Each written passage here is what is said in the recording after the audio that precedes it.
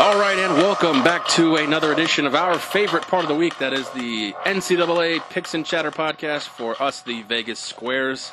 We are back in studio. Well, 2/3 of the gang. We've got Token Tony in studio, myself, Aaron, of course, and we are blessed with Tony Johnson. However, I know he is riding some waves on the left coast. What's up, Mr. Tony?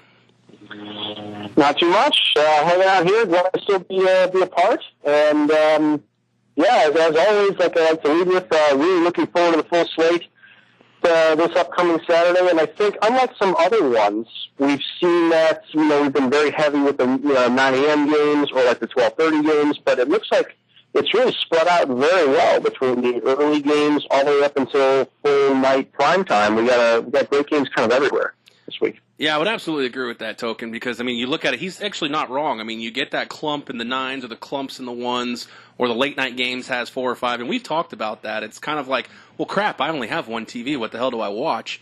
But this, Token, I feel like, a guy with one TV can really pick out 2 or 3 games in each time slot and just kind of do the old flipperoo. Absolutely, yeah. When dull momentum won, flip it over. Yeah, glad I have 2 TVs at least to watch 2 of these games at a time and then flip and then picture in picture. And all right, let me stop myself. I'm getting a little ahead of myself. Anyways, like Tony Johnson said, we do have a jam-packed show. We've got about 30 games we're going to be going over, and in our time frame, that means we got to go. So we're going to skip the small talk, even though we had a little bit, and dive right in. We've got a lot of action going on. ACC, Big Ten. We've got the first rankings for the college football playoffs out. We got UCF won earlier this week, so all the rants may be, already done for this week, maybe next podcast. So without further ado, we are going to rock and roll, and we're going to start with the number 2 team according to the College Football Playoff Committee, and that is the Clemson University Tigers. They are at home after demolishing my Florida State Seminoles. They are at home against the Louisville Cardinals, who are another team which you have high expectations for at this point. But seeing how far they've fallen after Lamar Jackson goes, to be a 38.5-point underdog, it's got to hit you right in the gut. Current line live is 61. Right now, you've got 2 teams trending in different directions. Like I said, Clemson is the number 2 team according to the College Football Playoff Committee. They've got Trevor Lawrence, who I've watched actually the last 2 games now, and I'm not saying that I was skeptical with him, because obviously if Dabo Swinney believes in him enough to basically tell Kelly Bryant, you need to find another place to go, without actually obviously telling him that. Watching him, he is the real deal, Token. Yeah, you're absolutely right about that, Aaron. And in this spot, I absolutely like Clemson. I think they push through full throttle through Louisville and just steamroll them. So about 38.5 points. You like that line? I even like them at 38.5. That is such a healthy line. Tony Johnson, what are your thoughts? We have a Louisville team that's 0-5 in ACC play, and basically those losses have been lopsided right now. I mean, you've got getting crushed by Wake Forest. That's not what Bobby Petrino expected, even with Lamar Jackson, obviously, off to the NFL. But this will basically be smooth sailing for Clemson in this spot? I would expect so. I think, as you guys correctly noted, Louisville does appear to be in pretty much free fall at this point. They have no identity on offense or defense, and I think a coaching change is potentially imminent for this team that looked so promising with Lamar Jackson only a few years ago. And on the flip side, Clemson is certainly primed here, and they still seem to be playing with a little bit of a chip on their shoulder. I think all the talk about Alabama being the clear number 1 and how it's head and shoulders above everybody else and no one else is close, while that may actually be true, I don't think Clemson is seeing it that way, and I think they're still playing with some vengeance, and that shows after having won games. I believe they won by 34, 49, and 60 in the last 3 games. So that's why we see this huge line here. Again, this is one of those weird. I don't tend to bet on a lot of really big point spreads like this, especially in conference. It's very strange. If I had to lean, just because it is an enormous amount of points, and Clemson does have a pretty big game next week at Boston College. if anything can happen here and they get out to a huge lead, I actually think there would be more of a spot where they might utilize other players, more 2s and 3s versus their standard starters earlier than normal, just because a big game is upcoming and they know that Louisville can't really come back on them. So I would lean the plus 38.5 or 39 here, but I certainly am not making a wager on this one. Yeah, what do you like over here, Token? You're leaning? Are you making a bet on this one? I am leaning towards Clemson and probably going to take that to the window.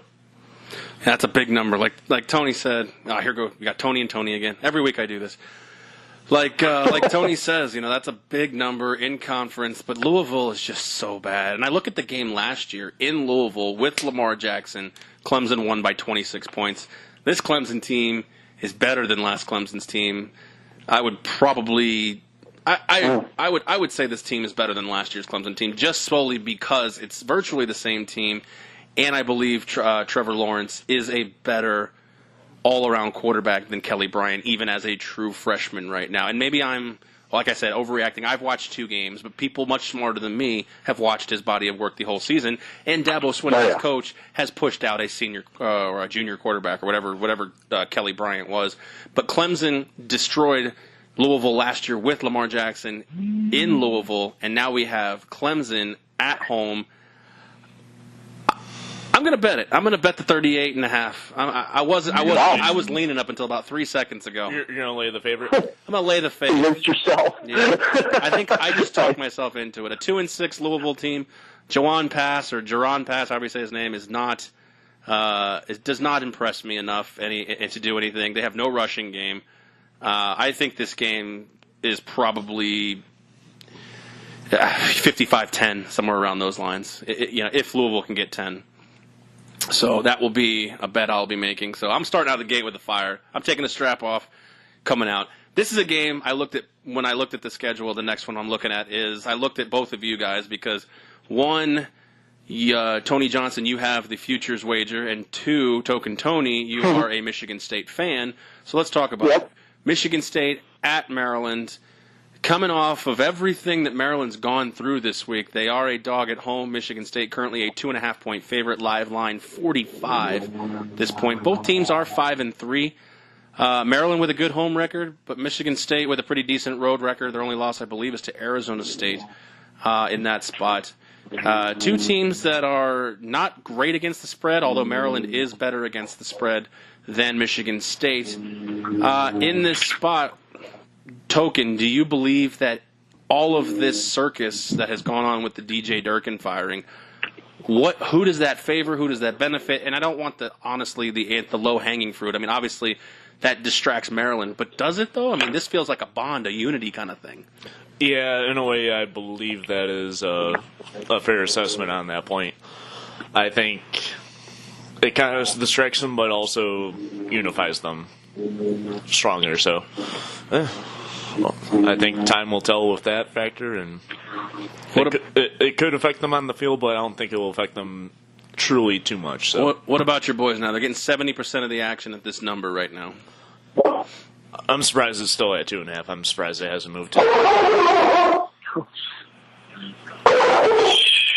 Sorry. Did not like your assessment of Michigan State. Tell you what, buddy, you can talk when we talk Bulldogs football. Good point. Or maybe that's a sign in the spot to take the dog. Maybe that's saying, take the dog, take the dog. Oh man, yeah, that would be. And funny enough, definitely not a boy either. So yeah, she's got some chutzpah there.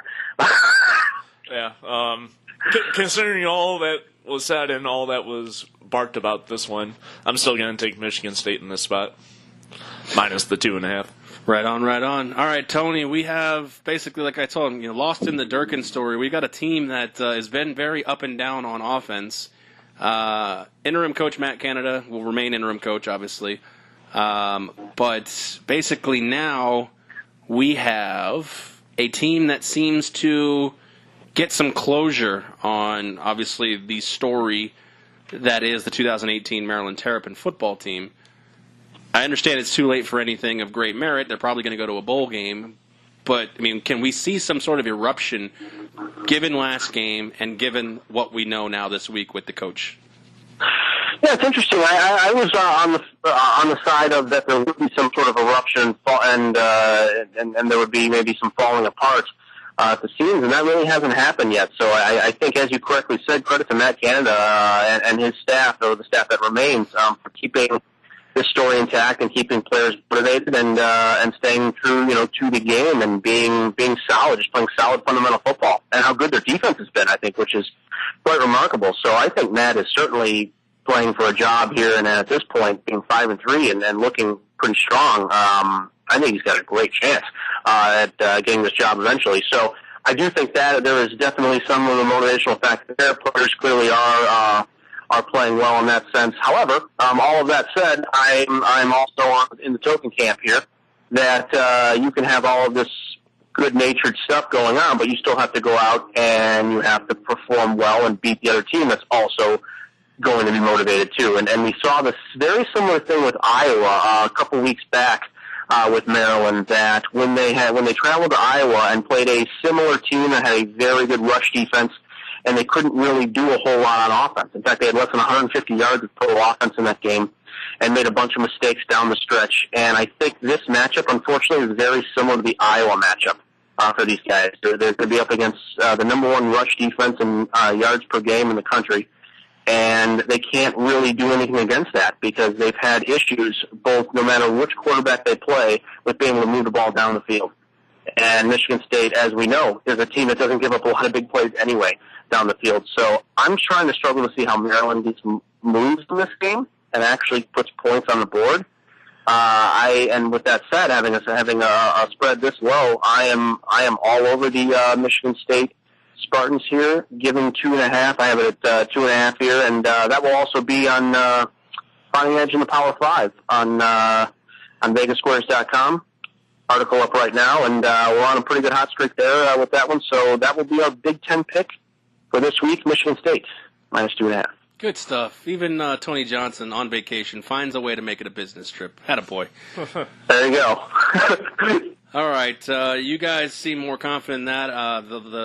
The descriptions of your plays are great. I won't add any more to that and mess it up. I don't have anything going on with this, but I do like the Michigan State angle in this spot as well. So, all right, let's move on. We've got one down in the lower tier of the ACC. We've got Syracuse. We've got Wake Forest. In that spot, we've got a ranked Syracuse team getting 60% of the action. They are a 6.5-point favorite, up from 4 when it opened. The line is 77 on this one. This is bananas. Syracuse, although probably wouldn't blink at that, as they are able to put up points with the best of them. The thing that scares me is I don't think Wake can do it with them. What do you guys think right now? 6-2 Syracuse, Tony Johnson versus 4-4 Wake. Yeah, it's as you said, it's kind of one of those that there's so many great other games this week that you don't really want to spend a whole lot of time probably watching this one. But in the handicapping process, I didn't come up with a whole lot of great stuff, except for the fact that I was very pleased to see Syracuse make a full decision in the quarterback situation last week. I think a lot of us expected to see both quarterbacks play for Syracuse after all the weird comments from Dino Babers the previous week, and Eric Dungy was the man from point A all the way through, and he looked not only good as a dual threat quarterback and being able to run with the ball, but he was great down the field, and his accuracy was tremendous. So that was really nice to see, and I think that answers all of those questions there with Syracuse and where they're going to be going offensively, at least for the current time being. And how good that offense is and how dynamic they are. So all of that said, we have two really, really bad defenses. I think that goes without saying. Wake Forest even fired the defensive coordinator earlier this year, with how bad they were. Mm-hmm. And trying to like almost figure out which defense will be worse in this game, because Wake Forest has no issues scoring as well, and they have a freshman quarterback that is incredibly hard to predict and has gotten better as the year has gone on. Now, granted, they're not winning games as the year goes on, but because I think their defense is so bad. But this is another tough offense to stop, and I came up with a sort of who knows situation by the end. But again, if I'm going to have to be on a side here, I'm going to take the side where I know exactly what's going on offensively It's a Syracuse team that is relatively unstoppable. They were close against Clemson. Nobody's been close against Clemson in the last 4 or 5 weeks. So I'm going to lay the points here on just a lean, just a fun little side notion while maybe flipping through this game, and I would be on the Syracuse side minus 6.5. Yeah, I agree with you, Tony, on that one. I think Syracuse has better game management as well as producing points in the red zone with those big touchdowns. Where really Wake Forest red zone, it's been a little offbeat even against weak defenses. I think 6.5 is the right line, and I like laying it for sure. So give me the Cuse. Fair enough. I actually, when I looked at this game, I tried to look for anything I could find similarly. There's not a lot of trends favoring one side or the other in this game. So what I really did is I looked at both teams' performance against Florida State football. And I know they played they played Florida State at different times this year, and they obviously played Florida State at different locations. Wake Forest had to travel to Doak.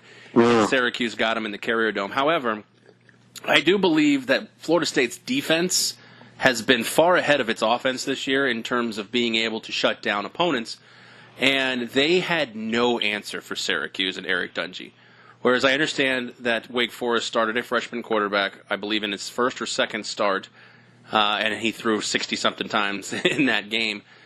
I just look at right now a Wake Forest team who you don't use the term rebuilding in college football a whole lot, but they're just in a spot where they're comfortable with just getting Hartman through the motions, whereas Syracuse is a team that currently, like you said with Dino, is firing on all cylinders right now, and I believe can go in there and beat Wake Forest. The question is Wake Forest defense able to stop them? Probably not. But is Syracuse defense able to contain Wake Forest? I would lean more so that than the other way around. The question I'm going to take the under in this game because I don't believe Wake Forest can get more than 17 points, and that would require Syracuse to get 60, and I don't see that happening. So I like your all's lean on the on the Syracuse line. I'm just going to take I'm actually probably going to take the under in this game, even with I'd actually maybe even take a 7-point teaser, move it to 84, and move Syracuse just to a victory. They cruise to something like, 37-13, something along those lines. So not even close total. Yeah, I don't think they're going to get close to it, but at the same time, I feel, like you said, like Syracuse is firing on all cylinders, but this is a conference game. Anything's really possible when you least expect it.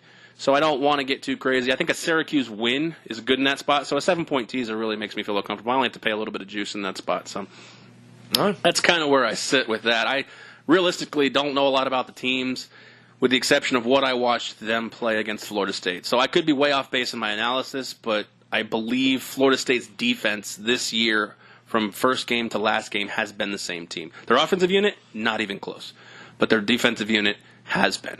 So that's where I kind of get my analysis and edge from. And again, who knows? I could be nuts. Yeah, it almost looks like Wake's going through fundamentals at this point in the season, too, not even trying to compete in games. Potentially. Tony, I have this one for you, sir. It's Iowa State. It's Kansas football. You love Kansas football. And and we got Iowa State. We got two teams that they're interesting teams. They're fun Big 12 teams to watch. Kansas is a little more threatening with their 3 wins this year against Iowa State, who has 4 wins, but one of those wins is against West Virginia. They are currently laying 2 touchdowns and a hook on the road in Lawrence. We got 14.5. We got Kansas. We got Iowa State. Tony Johnson, total is 46.5, down from 51. Where do you see in this spot? Yeah, that's it is interesting to see Iowa State, such a big favorite on the road. We look back maybe a year or so ago, or further beyond that, and I don't think we would have expected that anytime soon. So this is kind of fun to see this team really rising, and how good Matt Campbell is as a head coach. Having all these injuries on offense all year long, and yet the team has still hummed along very nicely, and the losses that they've had, have not been terrible losses. They've been in games, and they've played some very good teams. So it's nice to see in that regard. Iowa State, though, still not that purely kind of dominant team that we can see from other, Big 12 teams. Like we can imagine and see on a weekly basis Oklahoma dominating teams with how great their offense is. We can see that with West Virginia as well. They've had a bunch of games this year where when they hum offensively and everything is firing on all cylinders, they just dominate teams. And then vice versa, Texas is doing it, a little bit on defense. They've had some very dominant games where they shut people down on defense, and then Ellinger can do enough in a dual threat realm, and they can cover lines, with ease. So Iowa State doesn't really have that sort of thing to me. I think they're above average on offense and they're above average on defense, but nothing really sticks out, and so I don't really want to be taking them covering big lines. I do think this will be a game where running back Montgomery for Iowa State will have some more room to run here. He's been up against some really tough rush defenses the majority of the season, including last week.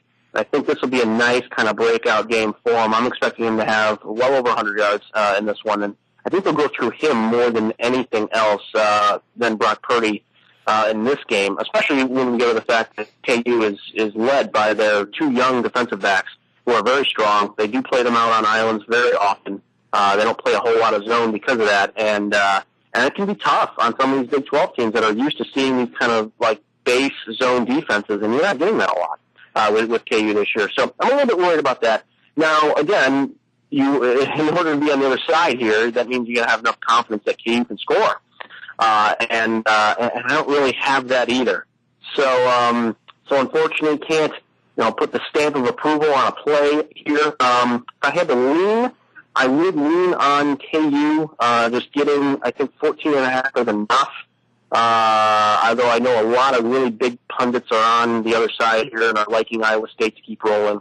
This is probably a few too many points. KU finally getting a conference win for the first one in a long time. I think we'll actually bode well. I don't think it'll be any sort of letdown. I think that'll actually bode well in this one. And I'm expecting to keep it a little bit closer than the odds makers expect. Fair enough. I also am sitting on Kansas' side in this spot because, I mean, I don't know. Maybe it's just the TCU game for me. I feel. I will tell you, Tony Johnson has given me so much confidence in Kansas. I feel so great about him. He loves Kansas. I love Kansas now. So where I look in this spot basically is, you're right. Montgomery was held in check in Ames last year for 68 yards, although he did have 3 touchdowns in that spot. Like you said, KU's got a little bit of an offensive uptick from last year. You got Bender, who's throwing pretty well, and what's his name, Puka Williams. Puka, yeah, he's the man, true freshman. Yeah, so I mean, he now becomes a dual threat after at least what I saw in the TCU game, 102 yards and 2 touchdowns through the air. So. I believe that Kansas is riding high, and it's something like you said they haven't seen since Mark Manginius years or whatever that guy was. Mm-hmm. Mangino, yeah, exactly. Yeah, Mangino. So to me, it looks like a situation where I think Iowa State has one of two mindsets coming into this. Hey, look, we beat West Virginia. We've kept it competitive. We beat Texas Tech, and you didn't even rank us. They could come in with a sense of kind of, what's that word I'm looking for, jealousy or anger, and it kind of deflects them off this game.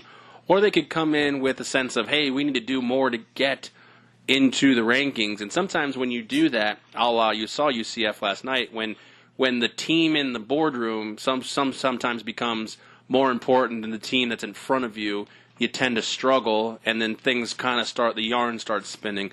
So Iowa State, I believe, both of those mindsets and attitudes are a little detrimental to them, in my opinion. So I like the 2.5, the 2 touchdowns in the hook here at this spot. So. Yeah, I'm gonna make this a consensus pick, and I'm on KU as well. I think they keep it marginally closer than the line indicates. I think they lose 21-10 or something around there. Oh wow, you like a low-scoring game, eh? Yeah. Big 12, low-scoring. Well, oxymoron. Yeah. Isn't it amazing? Yeah, look at this total. It's incredible. 46.5. You never see them in the Big 12. It's remarkable. No, even 51 was pretty low, but yeah, 46.5, that movement, I still like the under, so. Wow. Amazing. And I can't disagree. I don't have a specific side on the total, but I don't. Yeah. The under makes sense. No, I totally get where you're coming from. Well, the last 5 head-to-head, home team's been 5-0 against the spread, under's 4-1. So I think that's why that's trending downward. So there you go, a couple of trends for you. All right, so we got the KU consensus. We haven't had a consensus in a while, so that's good to see. Here's a couple. We're getting into a couple of the bigger games here right now, some of the bigger 9 a.m. games in the Pacific time zone. And one of them is my boy Scott Frost having to go into the shoe in Columbus and face Urban Meyer and the Ohio State Buckeyes, who have got to be feeling pretty good to be at number 8, given the last real time we've seen these guys. Yeah, and they put on a shit show of a performance. So, well, joking aside, I've already made my rant about them basically jumping UCF when both teams played exactly no games last week. So we won't go too far off tangent. Current line is 18.5 in favor of the Buckeyes. 70% of the action at that spot. The over-under is 73.5. You've got a Scott Frost team, which I know Tony will tell us, starting to look like the motor and the spokes are turning. The bike's kind of going here in this spot. I mean, they did play Bethune-Cookman, so take it for what it is. You look at the total, you look at the spread, Tony, and what do you really see here? 7-1 versus 2-6. I see a little bit of an unlucky spot for Nebraska. Having to get Ohio State after a bye and after a big loss. I think if this game was played 2 or 3 weeks ago, when we saw the chinks in the armor with Ohio State and having lost Bosa and really kind of not finding a true great pass rusher that could change the game, I think that was a problem. But now, after having an extra week to do this thing, and I assume get everybody together here and on the right page, because if you're not going to be on the right page after this sort of performance against Purdue, then you're never going to do it. And we've seen Urban Meyer teams throughout his decades now as a coach, and Utah all the way from Florida to here, that he is great at motivating teams in the right spot. And no matter who the players are, who's playing, it's a third string quarterback, it doesn't make a difference. He gets people together. So I think this will be one of those times where we see the true greatness of Ohio State and how talented they are on both sides of the ball. And I think they'll thrive in this game. This was close for the Finding an Edge in the Power 5 article. I like both of these games a lot. I decided to go with Michigan State for the article, but it was Ohio State was a very close second pick. I actually like them laying all the way up to 20 to 21, 22 even. You can probably go pretty high here. I do think this line will move as it gets closer to game time. I like Ohio State minus 18. Again, just up and down the page, talent-wise. And then we see Nebraska's, issues that they've had, even with this recent winning streak, is that their defense still remains a weak point, especially the defensive line. The defensive line is the worst part about this team. They're giving up almost 4.6 yards per rush, and they're almost getting worse defensively in that sense. So I think masked a little bit by their offense with the rise of Adrian Martinez, who is the absolute real deal. There's no question about that. If any Nebraska backers out there have to be super excited with what's going on as a true freshman, and this kid already looks like he can play at a high level. So that's very nice, and it'll bode well going forward, just not in this game. And I like Ohio State in a total rout in this one. Yeah, I'm sitting around where you're sitting here with the route. I think, like you said, an angry Ohio State team, despite some of the inefficiencies. A couple of stats I'm looking at really kind of shock me.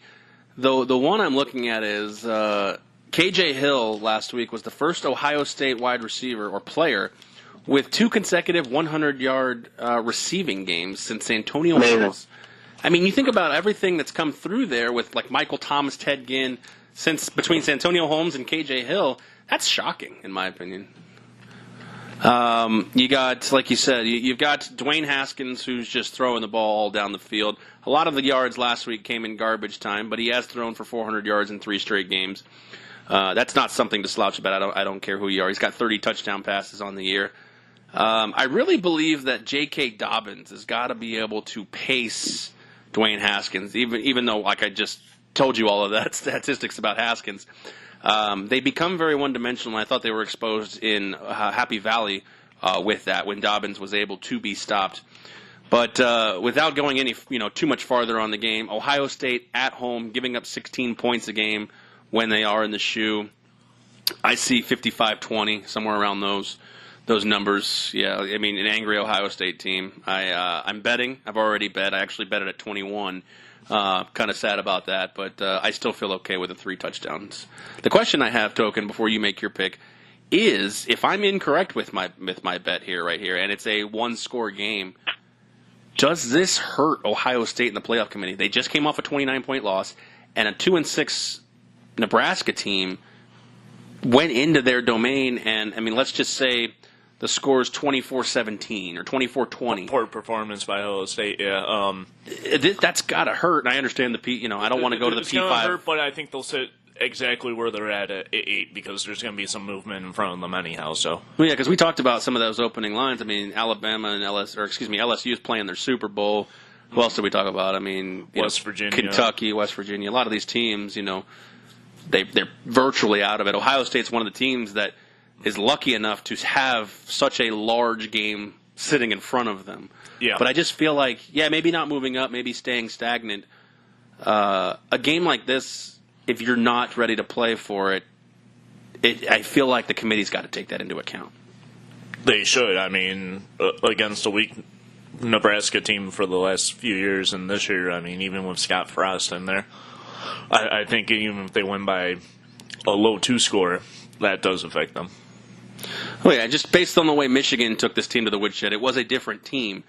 But Michigan took this team to the woodshed, and if you're not able to, it doesn't look good on you. And the thing is the committee, to me, doesn't seem, Tony, to take into account maybe they do, but it doesn't. To me, it doesn't seem. They take into account when you play teams. As much as we used to in the BCS. It's been hard to really read with some of them. And then I think there's a lot of new committee members, right? There's at least 6 new committee members this year. So it's hard to read. I think you're right. I would say it probably hasn't been taken into account as much as maybe some of the previous ways that they determined, with the BCS and such. But, it's one of those things that it's going to be a mental thing anyway. If you had a team that you can't really remember losing because it was quite literally, 60 days ago versus a team that just lost maybe in their conference championship game, but those 2 teams have the same amount of losses, well, it's just going to mentally probably weigh on you more. I think it's a natural occurrence, and just a human element to it, which unfortunately we've been trying to figure out how to get the human element out of ranking teams properly, and it's just probably never going to happen, unfortunately, with the setup that it is. So I agree with you. I agree, and I've been also on the fence here. And again, I'm someone that has a wager on Ohio State here going forward, future bet wise. But I do think that a large loss to Purdue, and in a game where they look like the worst team the entire game, I think should mean quite a bit.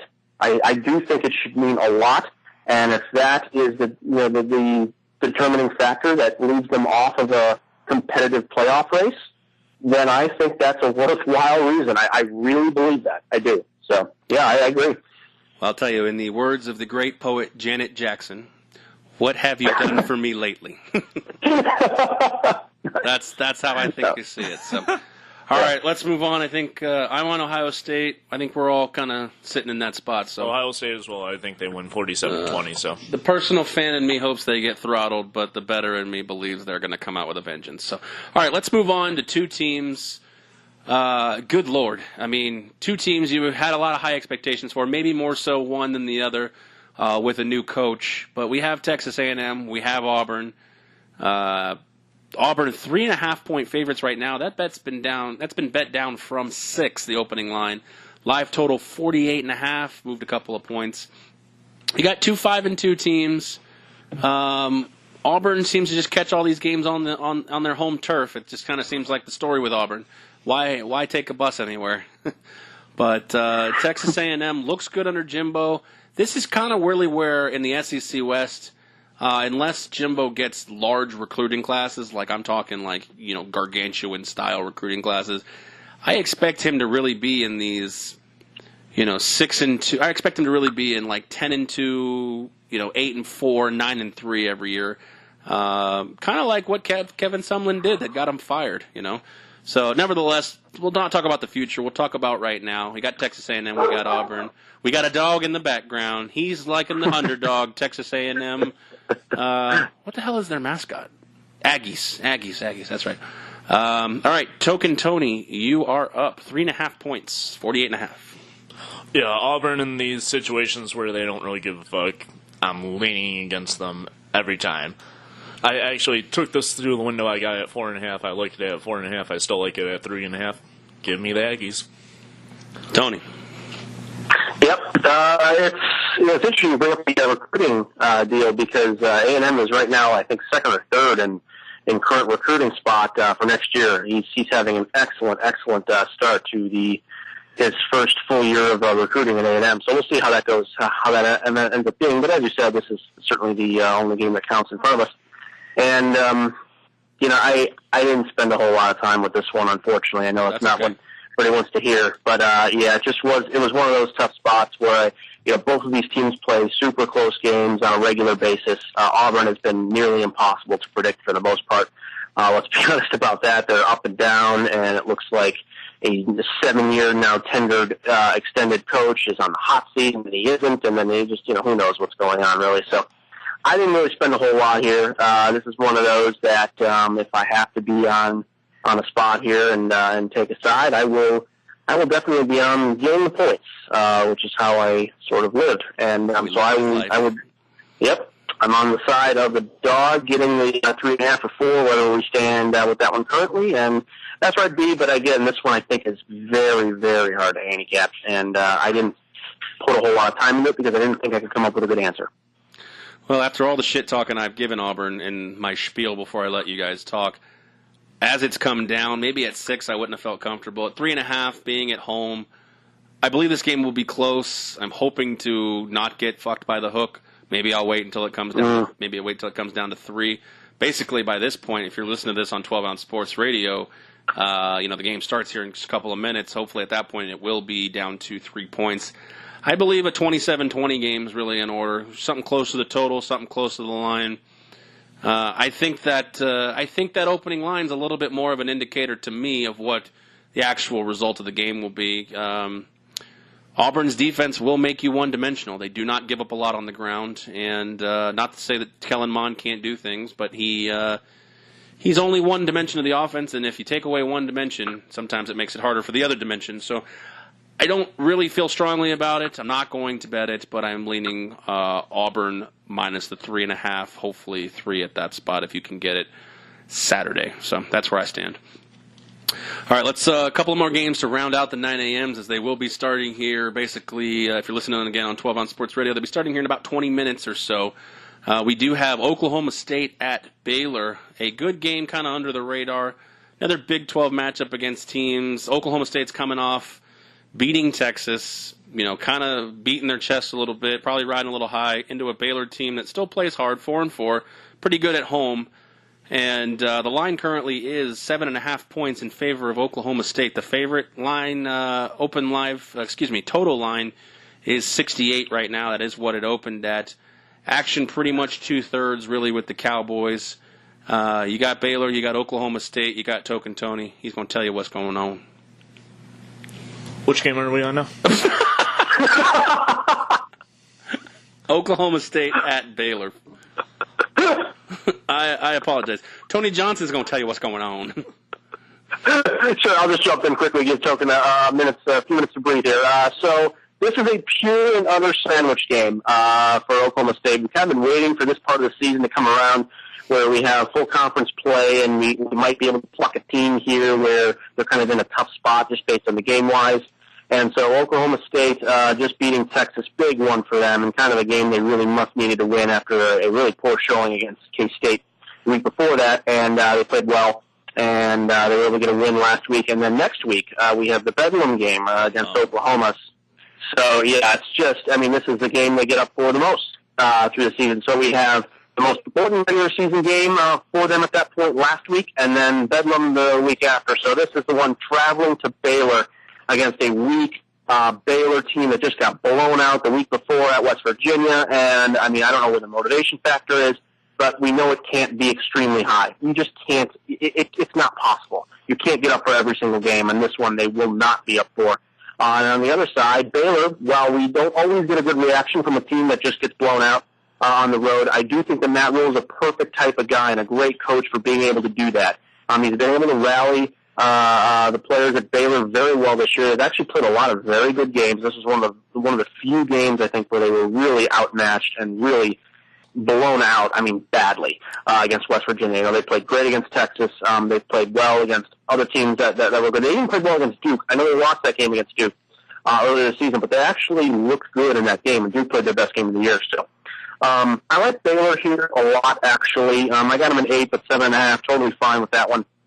It looks like that Brewer is going to sit for this one. He's still in concussion protocol, or whatever the protocol is for college football. So I have quarterback McClendon will be your likely starter, and he's been playing quite a bit this year anyway. They've been mixing quarterbacks a little bit here and there. He's a much stronger arm player, so if you're used to watching Brewer kind of move around and shift and do a lot of RPO type of sets, you won't see that as much with McClendon. He's much more of a pocket passer, much more of a quarterback than Matt Rule, I think, is going to want to use going forward with this type of offense. And so I actually like the situation here. I like the spot. Oklahoma State still being bludgeoned in their secondary for the majority of the season. I don't see how that really changes. I do think this will be a very high-scoring affair. I could entertain some thoughts on the over, which I know it's already a high number, but I do think there's going to be a lot of back-and-forth scoring. But I like Baylor to not only cover the spread here, but I think they have a decent chance to actually win this one outright. Who gets the ball last? Hopefully it's Baylor with a chance to win, but I think they'll definitely cover the spread in this one.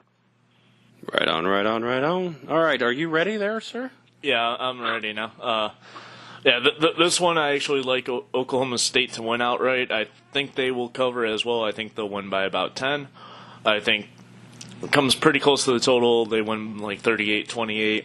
I think Oklahoma State fires on both cylinders with a good defense game towards the end and just stops Baylor towards the later part of the game. Fair enough. I'll lean here with Tony Johnson with the letdown game with Baylor plays hard with Rule. I'll take Baylor with the points, but I'm rooting for Chubba Hubbard of Oklahoma State. That's a fantastic name. That might be better. That might be better than Lil Jordan Humphrey. Chubba Hubbard. Arguable. They're both candidates. Great candidates. It's an honor for both of them to be nominated for college football's best name. So that's what we should do. We should do a little spot at some point at the end of the season for the best college football name. Yeah, a little superlatives podcast. For sure. All right, we got Georgia Tech, we got UNC, we got 4.5 points in favor of the Yellow Jackets. Live line 64. Token Tony, are you? I'm ready. Are you ready? One, yeah. Are you ready? Am I throwing you off? No. All right, Tar Heels Jackets, which is ironic because when I was a kid, I had a Tar Heel jacket. Sorry, I felt like they needed to be said. Wow, that was a good one. Yep. Cool. Yeah, I like Georgia Tech in this one. I think they fire on all cylinders on the road. Total, I don't really like. I think Georgia Tech wins by even 2 scores. I think they easily cover this game. Right on. Not much for me. This is a tough spot here. We have 2 really bad defenses. And I think trying to figure out which defense is worse, very similar to kind of my thoughts on the Syracuse-Wake Forest game earlier, where you have such bad defensive play and young offenses. And I unfortunately wanted to try to figure out a spot here. I like what Georgia Tech is doing with new quarterback Oliver, who looks like he's actually taken the full starting position from Jaquan Marshall. I think Marshall's healthy at this point, but they're going with Oliver, which seems like the better option. He does seem like he's more athletic and a little bit shiftier. He doesn't go down as easily. So that is a positive. However, we have not seen a drop-off from North Carolina in regard, just despite how bad their team has been this year. They are playing with pretty, what seems to be apparent motivation. And they were in that game against Virginia the entire game last week. They had some big mistakes down the stretch, and that ended up proving costly and then losing by double digits. But I still kind of like what Fedora is being able to get out of these players. I know it's been a rough year, and I'm not trying to, crown him or make him, like some sort of great coach, but like the effort here.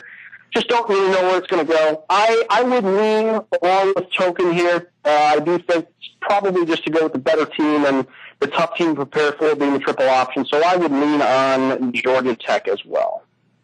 Fair enough, fair enough. They are getting a ton of the action, 73% according to covers. I would just feel, like you said, in a spot like this where UNC has a feel of motivation, just not the talent, I feel a money line spot. You don't have to pay too much in juice. You may get a close game. At Georgia Tech, like you said, the talent should prevail. But, in a spot like this, new quarterback may not be able to run away with the Georgia Tech's really, what I've seen over the last, God, who knows? They can run away or they get blown. If the triple option doesn't work, it's kind of an all or nothing. So let's see. What do we have here? We've got a couple more games left. So we got about 15 minutes till they kick off. We've got Air Force and Army because every week we have to salute the service to the troops. So let's look at them a little bit. We also have Rutgers and Wisconsin we'll get to before the games start. We got Army, a 6.5-point favorite, which to me seems a little low, especially being at home against an Air Force team who virtually runs very similar and is also not as good, especially on the road. Tony Johnson. This is a great game. This is actually one of the better games on the entire on a great slate. This is one of the better games here. These are two very legit teams. I know we've talked about this over the last week, that these are not just military academies that are just playing to play. All three of these teams are very good overall. I think Navy is clearly the third out of these three this year. But certainly, I like a lot what Air Force is doing. They're much more dynamic on offense this year than they have been in the last couple of seasons, and I think that's associated with the quarterback change they've gone to fully now with Isaiah Sanders, who was a throw-first quarterback actually in high school, weirdly enough, and decided to go to Air Force, even though he was recruited by a lot of other football-esque schools, but he wanted to go to the Air Force Academy just for his career at the end, and we're seeing it. We're seeing him throw the ball a lot more, and him being much more of a dynamic presence, and I think it's giving some teams some fits, as the last 2 or 4 weeks have shown. So I understand why the line is where it is. I actually think it's correct. And while it is going to be probably a pretty traditional grinding kind of game, I like a lot what Air Force is doing here, and I think that this is a great spot for them. I think, as you said, echoing the money line comments from the previous game, I think this would be a great spot for a money line. The Commander-in-Chief trophy is on the line here, which is a big deal for the military institutions, and if Air Force wins this game, they lock it up, and I think that can only help in this regard. So have not actually pulled the trigger yet, as one of them I'm very close with, but I am very close to the Air Force money line here. I like them to outright win this game, and I think it'll be a great game anyway. Really, really good back and forth game. Well, actually, Token, based on Tony's assessment, I started looking at the trends, and it really looks like it's Falcons in the under in this spot. Under 4-0 last 4 meetings. Falcons in Army in West Point, 9-1 against the spread their last 10 meetings. Also have the Falcons 4-1 in the last 5 overall meetings, and the under 4-1 in the last 5 at West Point. Big trends here. We're talking, the underdog in any of these situations, last 7 is 6-1 against the spread. Big numbers here favoring Falcons and the under. Yeah, I did like the under in the spot. As Tony was saying, such a low number, 42. Yeah, and I still like the under. 7-5. He's unfazed by the low number. I like it. Yeah. Well, triple options take time. Time doesn't lead to points. Points lead to under. Yeah. As Tony was saying, Air Force is always up for this game, even no matter how bad or how horrible they are or how good they are, as well as Army. Commander-in-Chief trophy in line. Air Force money line sprinkle a little on. Give me Air Force plus the points and the under. Little parlay action? Not parlay, but straight bets. Well, if you're going to straight bet them both, you might as well make a little parlay on the side, too. I might do a little, but I'm leaning towards Air Force even on the money line. I think they might lose, though, 17-14 is my final. How do you guys feel about something like that? Like, I used to always, well, not used to, I still do. I'm usually a 2-team straight bet, 50 each, and like 10 to 15 on the money on the parlay. Just because if you hit them both, you might as well make a little extra change. A lot of people think I'm crazy with that. It's just kind of a leak. Sometimes I do. I hate relying on two outcomes of the same game to rely on something because it's just. But if you bet them both straight, you're relying on two outcomes. I know. But, all right. That's fair. No, that's fair. I'm asking. I'm really not trying to come down on you. I mean, Tony, you bet a lot more hardcore. We're a little more recreational. What are your thoughts on something like that?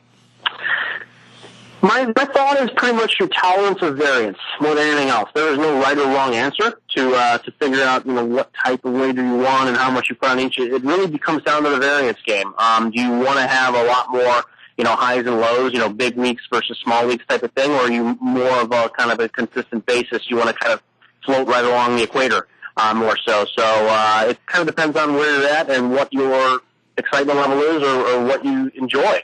I see both sides of the argument here. Again, I don't think there's a right or wrong answer at all. There are some people that only make straight bets and they don't do anything else, and that's their line. And then there are others. I actually know one person that only bets parlays, and no, any means he's a recreational bettor, but very good and very sound, and he only bets parlays, and he only bets in specific places where he gets a little bit better odds. There's one spot in Las Vegas, and then there's a couple others online, and that's all he does. And there's nothing wrong with that, too. He's just going to experience more variance, obviously. So, again, I am more of a straight bettor, although I do, like we've said in recent weeks, I think it's good to mix in a parlay, especially in a specific game, if it makes sense.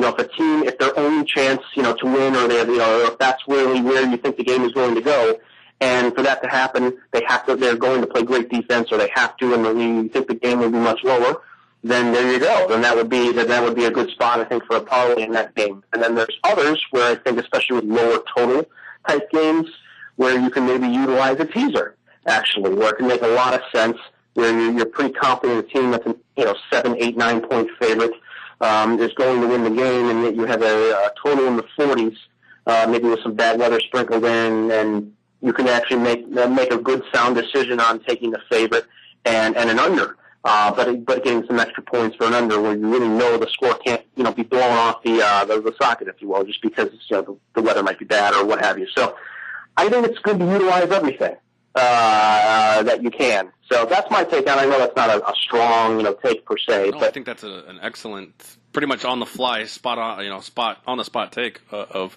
because like I said, we're both more recreational. You're a little bit more hardcore in the actual sports betting world and handicapping.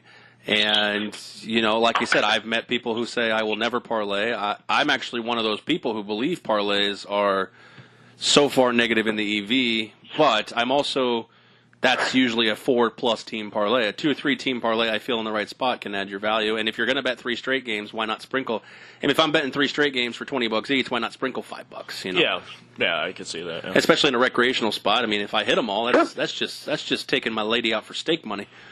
All right, well, that was a good little discussion. I appreciate that. Obviously, the insight coming from 2 different schools of thought or 2 different thought processes. Yeah.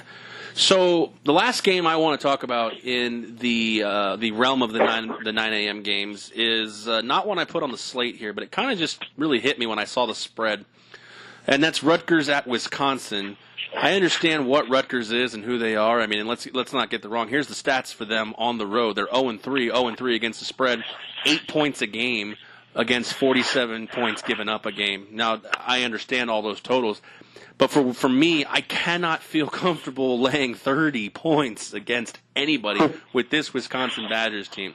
Someone talk me off the ledge and tell me it's going to be okay. I like the under. The under 50? Yeah, I don't think Wisconsin can cover, and I don't think Rutgers can score that much. I think it's 27-20. Wisconsin wins. If you like Wisconsin, maybe wait for an in-game wager when it goes down to like 17 or so, maybe. When the hell do you expect that if you expect Wisconsin to be okay scoring? About halftime, when it's 7-0. All right, well, Tony, I mean, who are we going to see at quarterback? Remember that guy Cone we all hyped up a little bit? Well, that didn't work out. And then we got Hornibrook, who I believe is still hurt, but I'm not sure what we know. Do we know anything more going forward? We don't know anything specifically from what I understand in this one. I've gotten questionable, maybe game decision, and then somewhere else here on Roto it looks like he seems to be probable. They think, again, there's not any actual information been given to us because they don't have to. So it's a bit of an unknown. And yeah, as you said, Jack Cohn was unfortunately more of like a game manager. He played in a very standard dump the ball off. They didn't really take any risk. We didn't get to see that, much better arm from him, and he was conservative and, nothing out of the playbook that we would have thought would have had any chance. So it was unfortunate there. And, his yards per pass was like some crazy low number. It was like 4 or 5 yards or something like that. So they're just not going to get it done. And on the other side here, just to add on to this a little bit, Jonathan Taylor keeps fumbling the ball. He now has three straight games where he has at least one fumble, and it's just not gonna work. So actually, it appears that Garrett Groshek and Tywan Deal, both of the backup running backs, are going to get more time this week. That does appear to be the case. I'm not sure that's good or bad. I don't really have much of an opinion on that. All three of those backs are averaging over 6 yards a carry. So I don't really know how they are going to get stopped. But as you said, you really want to lay 30 points in this game. I looked at it and I just kind of shook my head and moved on to the next game. I really had no idea in this one. I'm Rutgers was a total dumpster fire. That's obvious, but they almost. What is Wisconsin playing for? Yeah, that's true. But what is Wisconsin playing for as well? We've talked about this before with some of the SEC teams and such like that. I think it's a good point you bring up. Is that really where is Wisconsin at right now? They're not going to win their side of the conference, and they're going to get into some sort of bowl of what a 7 to 8 team, win team gets in a Power 5 conference, and it doesn't really move the needle. And I just don't know what they're going after here. So who knows with this line? But Rutgers is so bad that if Wisconsin wins by 40, I think you just kind of shrug your shoulders too, and you look at the next game. Really, it doesn't do a whole lot. Fair enough. My confidence once was shaken, now is still pretty much shaken. Okay. Glad I could help. Good talk. No, I'm just kidding. Yeah, I just saw that on the slate, and I'm like, 30.5, I don't care, man. How do I feel comfortable with that? So, all right, by now at this point, if you are listening again on 12-Ounce Sports Radio, we do appreciate it. We do thank you. And these games that we just discussed are getting ready to kick off underway, but we do have one more hour in the podcast. I didn't in the beginning want to, I wanted to cut to the chase, but I did not thank the sponsors, and for that, I do apologize. We want to thank ChaiPoker.com. We want to thank VGK Pop Sockets. And, of course, we want to thank 12-Ounce Sports Radio for hosting us 4 times a week, every week, on their great and wonderful internet radio station. Follow them on Twitter at 12-Ounce Sports. Follow us on Twitter at Vegas Squares. And follow Token Tony on Twitter because he is the master of the retweets. He is at Token Tony 89. All right, Token, we've got the 9 a.m.s probably underway at this point. Let's move into what I would probably deem the meat and potatoes of the action in college football this week. Great games, lower tier playoff implications, and it's not the glitz and glamour of what we're going to see later on tonight. Shocker. All right, good analysis. Yeah. Some kind of glue in between the great games in the morning and the really great games in the evening. Well, they're not bad games. I mean, don't get me wrong. Just off face value, you have WVU, Texas, you have UGA in Kentucky, and then you have Penn State and Michigan. 3 great games. Not to disrespect, not to knock them all. Great playoff implications. But even the lower tier in this one, like Navy and Cincinnati, again, that means something. Maybe I put it on here because it means something for UCF. Obviously, Tulane at USF means something for UCF. You got Florida State and North Carolina State. Both teams, North Carolina State, you got to look at, how they're feeling now after 2 straight losses. So, and then you got Iowa and Purdue, high-flying offense versus fantastic defense in the Big Ten. I'm not discounting these games. I think they actually have a lot of great merit and value, and we're going to dive right into them. It is the noon slate here on the Pacific Time Zone. Good luck to everybody for what you've bet in the 9 a.m. games. But let's jump right in, and I saved this one for you, Token Tony. Georgia Southern, Louisiana Monroe. I know you've been texting me about this all freaking week. Absolutely. So I leave this to you. You got Georgia Southern, a team that's 7-1. I mean, a team that beat Appalachian State, who looks like they've fallen off the map after Kirk Herbstreit gave them the kiss of death on College Game Day, saying that they're better than the University of Central Florida Knights. So, you got 7.5 points. They are the road favorite, a 60-point line, 60-point total here. ULM, it just seems like another steamroll for Georgia Southern. But you've been texting me all weekend, so this is you, buddy. Yeah. If you want a lock of the week, pay Kirk Herbstreit to go the other way. Yeah, exactly. Derp. Yeah, this one, Georgia Southern, I think high morale after their win against Appalachian State, and pretty handy win, in fact. UL Monroe at home. I actually like the total on this one. It's crept up. It feels low. You're right. Yeah, it feels low. 60. It's at 60 now. It opened at 55.5. I like the under in this spot. Oh, really? Yeah, I think this will be a lower indication of scoring. I think Louisiana Monroe will cover as well. Okay. Yeah, actually now it's at flat 7 even. I must not have hit refresh. I mean, it just I went back and forth and it just changed. So I mean, ULM gives up a lot of points at home based on the totals I'm looking at. Georgia Southern definitely has the ability to score. You really see ULM with a shot to keep it close, or do you think this is just uncharted territory for Georgia Southern? I think just kind of a wild card. They haven't been in D1 football very long. Yeah, I just think a wild card game for Georgia Southern, and they do win this game. It doesn't even come close to the total, 24-20. Oh wow! Okay. Yeah. Tony, any thoughts, comments, concerns, donations you'd like to provide? Always a good donation. Yes, ULM has been a bit of a disappointment, I think, this year. We expected that team, after their small rise in that conference last year, I think, to take the next step, and they haven't really done that. They have not. They've had a bunch of games where they haven't played all that well this year, and I think you can actually go to the shoulders of Caleb Evans, the quarterback, who was supposed to be the savior of this team and sort of ride this offense to 35, 40-plus points per game, and that hasn't happened. He's taken a step back, especially passing the ball, and he's not been nearly as accurate this year as he was last year, down the field, that is. And I think it shows. I think it shows with what's happened with this team. And then defensively, their rush defense has really regressed. They lost 2 starting defensive linemen from seniors to graduation last year, and I think we didn't expect it to fall this bad. But the defensive line is pretty bad. They're ranked number 102 in rush defense, giving up almost 5 yards per carry. Now that's not going to get it done against Georgia Southern, who's just a tough team to prepare for. They've got a couple of really good backs, along with Shea Woods, the quarterback, who's a really dynamic runner. And I haven't pulled the trigger here. My lean is to actually just lay the favorite. Unfortunately, I know I'm taking a lot more favorites than usual, but I would just take the favorite here. They do seem like they're on a pretty unstoppable run. I was a little bit concerned about the Texas State game where they really laid an egg and barely beat a bad team, but the last 2 weeks they've played exceptionally well, including with the Appalachian State win, which was a really signature beating on national TV. I know Appalachian lost starting quarterback early in the game, but still, to win by 20 like that, I thought was very meaningful. So I'm gonna stick with Georgia Southern here. Not in love with it per se, but that's where I'd be.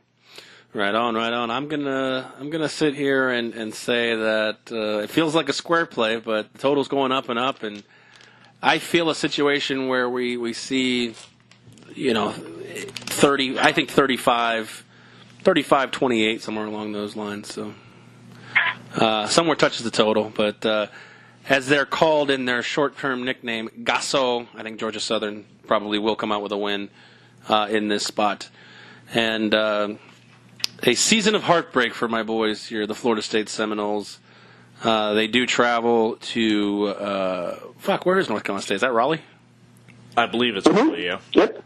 Yeah, travel to Raleigh, face the North Carolina State Wolfpack, who've got a little bit of a downtrodden of their own. They are 4-0 at home, 5-2 overall, which is really good. I mean, but North Carolina State for a couple of years now has been looking to take that next step, and you really thought that they would do it with Ryan Finley.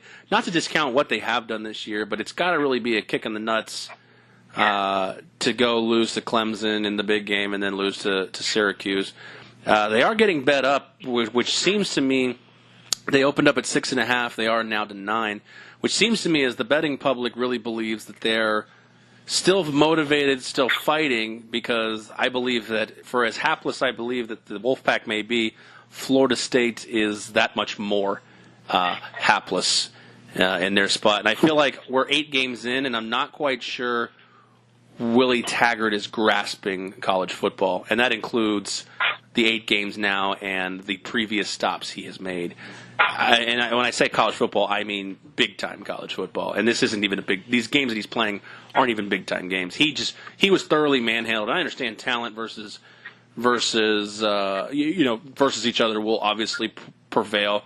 But a Florida State team to this year, you've got the close loss against Samford, and then you have getting a thorough beatdown by Clemson when at home with a defense as good as they are. He can't leave that defense on the field, and it showed last week. 53.5 is the total here. Yeah, this spot, last 21 meetings, underdog is 16-4-1, and the Seminoles are exactly opposite of that. So, I mean, in this contest, I'm sure NC State was underdog most of those times. Potentially, maybe not in. I would say probably about 70% of the time. Under is 4-1 in the last 5 meetings. I think that trend will continue, but this time I think Florida State will cover. I think they only lose by about a touchdown. I think that opening line, if you got NC State -6, you're looking good. But if now I think it would be good to bet on Florida State. So. Fair enough. Tony, I just don't believe that Florida State, we talk about motivation, and that seems to be a theme with me. I don't believe Florida State right now is, correct me if I'm wrong, I don't really want a hot take, but I believe that Florida State's may be better with Justin Blackman than they would be with DeAndre Francois at this point. It's interesting. I was thinking about that a little bit after the game last week as well, because I like what Francois had been doing from weeks 3 through 6 or so. I thought he had been playing a lot better, making a lot better decisions. But as you said, the last couple of weeks it has not been the case. So and Blackman, we've seen, is quite a talented player himself. So I don't disagree with that. I'm unsure. I wish I had more of a stronger take. I defer to you much more so with this team and with that area of the country, just because I don't watch as many of those games, or I'm not as close into those games, so I don't have a strong opinion there with that. Certainly, of what I've seen of Blackman, he's a talented player, and probably will see the field, I'm sure, before the year is out. There's no reason not to at this point, as Florida State is still sort of reeling this season. I'm expecting NC State to rebound a little bit here. I think 2 losses in a row under Dave Doran is pretty rare. I think he's only lost 3 in a row once in his entire tenure at NC State. So I'm guessing that they're not going to lose this game. I don't think they're going to lose this game. But they got to play a lot better defensively. I mean, they've given up 92 points in the last 2 weeks to both Clemson and Syracuse, which are very strong offenses, but there's no reason to be giving up that many points here. I think they get a lot better on the road against a much worse offense that they're facing. So I like NC State to win this game here. And I think they still are a very underrated offense themselves. Actually, they've been quite good on both ends, and I like Ricky Person, who should be coming back this week. True freshman running back, 5-star type of talent, and I think he actually means a lot to this team when he plays. He's spelling Gillespie and actually being more of the Lightning, I guess, of the Thunder in those two groupings, and I can't see Florida State being able to stop him. So my lean would be NC State laying the points here. I'm certainly not going to bet it, but I think it's actually a really, really good line. But I'm just not going to see them losing 3 games in a row. So I like them to win, and I would lay the 9 if I had to. Yeah, I mean, I like you said, that's been bet up. Like Token said, if you feel like you got 6.5, you got to feel good if you're an NC State backer in that point. Definitely. The question for me is just where does Florida State really go? I mean, this probably will end. This season will probably end without a bowl game. I mean, they've got to beat North Carolina State. I mean, they need to win 2 out of North Carolina State, Notre Dame, Boston College, and Florida. Yeah, that's Gotta be tough to win. And then they've got to get invited, which they're Florida State. They will get invited because if they get to 6 wins, and I have seen spots where 5 and 7 teams have got in. I don't agree with it, and even if it was Florida State, I don't believe they would deserve one. Mm-hmm. But I just don't see it. I mean, they're 4. Mm-hmm. They could literally be 4 and 8, or excuse me, 4 and 8. Yeah, you're right about that. Could. So I mean, this is. And I'm not dumping on Taggart. I really am not. I understand it's the first year. I wasn't crazy about the hiring to begin with, considering, you're Florida State, you have a prestigious program, and you just hired a guy with a career losing record as a head coach. So that already sat uneasy with me as well, or from the beginning. And really, 8 games in, you should show progress, not regress. And like you said, Francois played a little bit better here and there, but at this point he's an upperclassman, whereas Blackman now I believe will be a junior next year, and I believe, correct me if I'm wrong, is that correct? Does anybody know that? I believe that. Off the top of my head, I don't know. Okay, I believe he will be a junior next year unless they're planning on redshirting him and playing Francois, which would be stupid. I think as a junior, if you believe I believe, I think he can only get better from here. You've got to insert him and kind of say, Francois, thanks, but you probably should transfer at this point. Let's see what you got. Yep, you're right. Is going to give you 2. Blackman's a sophomore and Francois a junior currently. That's right. Right. So that's my philosophy on it. Just being closer to the team of the 3 of us sitting here. Francois has not progressed. He was great as a freshman. Because he was a freshman, and he still looks exactly the same. Timid, afraid to throw the ball. And don't get me wrong, this is not a complete knock on Francois because he is a good quarterback. He has been hurt by offensive line play, and that's unfortunate. So I don't have a play. I don't have a lean, and I know we talked about plays and leans, but I'm just going to take my heart out of this one and watch a good game because that's one of the games I will be watching tomorrow. Or today, depending on when you're listening to this. So let's move on. We got I feel like the room tempo or the room mood just kind of went down. That's probably my fault. My bad. But Iowa and Purdue. We'll go through this one quickly because we got some meat and potatoes going on the stove here. We've got Iowa and Purdue. Current line: Purdue is a 2.5-point home favorite. The action is headed towards the Iowa Hawkeyes in that spot. You got 6-2. You got 4-4. I understand Purdue's at home, but is this being a favorite still such a testament, Tony, to the Ohio State Buckeyes? I believe so. Go ahead, Token.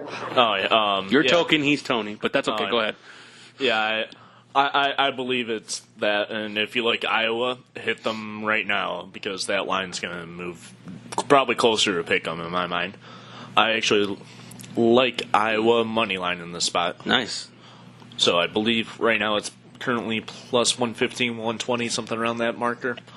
And I'm taking that to the window right now. Yeah, the question, Tony, is what Iowa does well is not what Purdue does well on offense. Iowa stops the run. Purdue is an aerial assault. It's kind of a tough one to really say. I'm not saying that Iowa's bad at an overall defensive scheme. Oh, she likes the dog. It is always a dog. But at the same time, Purdue is not necessarily as good or as bad as we've seen them this year. Like you said, they started off slow. They've also beat Ohio State. So where do we really put a Purdue team? For sure. No, I agree with that sentiment, actually. That's how I've been looking at this game, too, is, Purdue has been such a tough nut to crack because of what they can do offensively and how good Rondale Moore is and what he brings to the table. It's almost like defending a player that Big Ten teams aren't used to defending. Those type of players you don't usually see in these kind of slug-it-out type of Big Ten games. So that's been interesting in that regard. I'm coming from the fact, honestly, that and this is going to sound really weird, too. How about this? Nate Stanley appears to be questionable in this game. He had a thumb issue that he picked up at the end of the last game against Penn State. And he, to me, is a linchpin in this game. Backup quarterback Peyton Mansell is just a freshman, and he is quite inexperienced. And I was one of the teams I watched their spring game and heard a little bit as it went on into the summer, and he's not ready. he's not ready to play. He does not look like he can play at a college level right now. And if he ends up having to go instead of Nate Stanley here, that would be a huge issue. So it does appear that Stanley's going to play. He does look like he's more of a probable tag at this point, but that would be the big one for me, and that's the reason I'm definitely not putting a bet on it right now currently. In fact, as we're listening to this, and you only have maybe a couple of hours left if you're on 12 ounce, definitely take a look into this to see where everything stands, if he's warming up and things along those lines. That would be the big one. I actually like the under if I had to put the play on there. So my lean is I'm just going to be on the under here, 51, or wherever it stands right now. I do know, yes, I would be a strong rush defense, but they also have an elite entire defense, and they've only given up 2 plays over 30 yards this year, and I thought that was very meaningful as well with a Purdue team that is the king of the big play that they have been so far this year. So something has to give, clearly. Well, and I think something that might give. I'm reading right now that 2 Hawkeye starting defensemen, Hankins and Creamer, are suspended this week. Okay, I did not know about that. Okay, interesting. That's one of those I missed. All right, that's good. I'm glad you brought that up. So that's meaningful there too. Still not much of a play for me here. My lean is still the under, but I don't have anything specific. Right on. I am actually leaning with what I understand. I mean, like you said, Nate Stanley, as vital as he is, was incredibly bad against Penn State. And again, Penn State, Purdue, different teams. I understand. One is this, one is that. But at the same time, I still believe that even though Purdue lost to Michigan State, they still got to be, kind of dick swinging, riding high. I like Purdue to win this game outright. I'm not sure about the spread. I believe Purdue money line might be my play here. I haven't made an official play on it. That's the beauty of the William Hill Sports app. I can literally just flick it open and bet. But Iowa's defensive backs being out, obviously against, like you said, the aerial attack of Purdue and David Blau, Rondale Moore. If you got 2 DBs that are starters out, who is going to cover Mr. Moore in that spot? So Mr. Catches, he's got 4 games straight with at least 11 catches and 68 total this season, which is best in the Big Ten. So that's a lot of everything favors Purdue in this spot. Iowa taking that hit against Penn State. Not that they're not out of the Big Ten West race, but at the same time, that's a dent, and I think we're going to get one more dent here in terms of their record. They are a quality team. It will be a quality game. I believe Purdue will come out ahead in this spot. So give me Purdue money line. Skip the points right there. So, all right, well, let's get into some of the bigger games. We've got Georgia, we got Kentucky. This is when we talk about playoff implications, this is as playoff implication as this slate of games gets right now. Like I said, we've got 6. We've got number 9, and it is not on my docket here. Where the hell? There it is. Okay, we're good. Currently, it opened up at Georgia minus 10. It is now Georgia minus 8.5. Total 44.5 in this spot. We got 7-1 versus 7-1. The University of Kentucky is currently undefeated at home right now. Both teams average against the spread, nothing spectacular. Money in action pretty much even in this spot in the covers world. Georgia looked good against Florida. Kentucky looked not great against Missouri. They needed a little bit of help to come back, and I'm not sure how a lot of people are feeling about Kentucky, but this is a spot, like you said, Georgia's laying a big number on the road. Last time we saw them lay on the road, they got beat. So in this spot, I really feel like public perception is good win by Georgia, lucky win by Kentucky. But Kentucky is a strong team at home. I think Georgia wins this game. I'm betting this game. I am betting Kentucky plus the 8.5, 9 points. Hoping it goes back up to 10. That would feel fantastic. I do believe this game stays close. Benny Snell keeps on the ground, controls the clock as much as he can.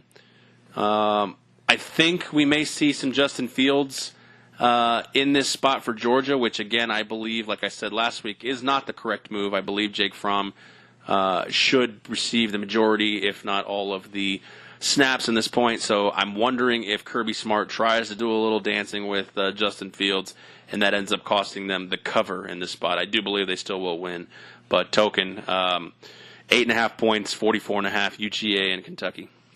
Yeah, exactly like you said. I like Georgia when this came out, right? Kentucky to cover, whether it's a backdoor cover or just kind of we get it. You want them to cover. We get it. You want them to cover. Yeah, I already took this to the window. Got it at 9.5. Did you? Wow, nice. Well played.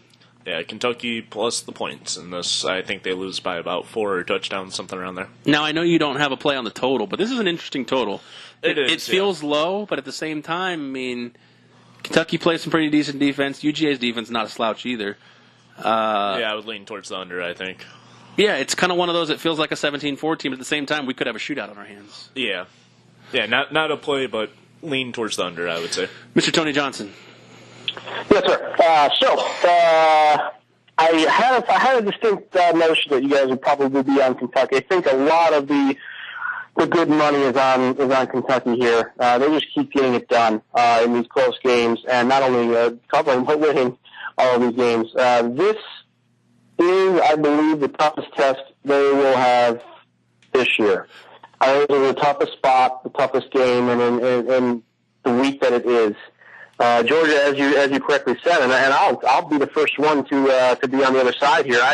I think you're dead right of continually utilizing Fromm and making him still the main quarterback and sort of a one quarterback guy. And I've been on the side of using Fields a lot, but I think you're right in the sense that it does seem like he may be giving them the best chance to win.